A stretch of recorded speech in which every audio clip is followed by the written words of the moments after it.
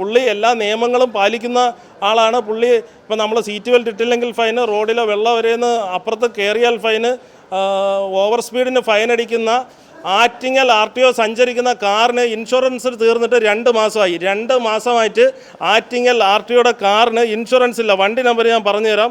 ഒരു red colour കാറാണ്, KL 02 AJ 6041 എന്ന വാഹനം. പരിവാഹനിൽ പരിശോധിക്കുമ്പോൾ ഈ വാഹനത്തിന് അതൊരു ടാറ്റയുടെ ഒരു കാറാണ്, ഒരു റെഡ് കളർ കാറാണ്. ആ വാഹനം നമ്മൾ പരിവാഹനിൽ പരിശോധിക്കുമ്പോൾ 28 ഫെബ്രുവരി 2025 വരെയാണ് ആ വാഹനത്തിന് ഇൻഷുറൻസ് ഉള്ളത്. വാർത്തയ്ക്കൊടുവിൽ RTO സഞ്ചരിച്ച വാഹനത്തിന് ഇൻഷുറൻസ് എടുത്തു.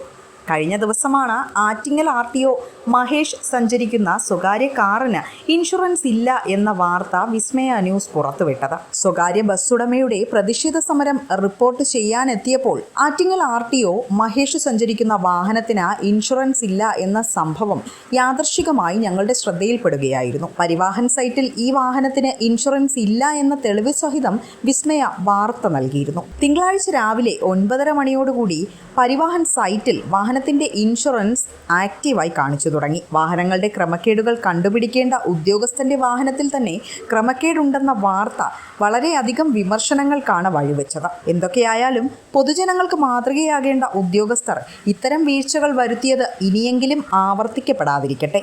ന്യൂസ് ഡെസ്ക്, വിസ്മയ ന്യൂസ്.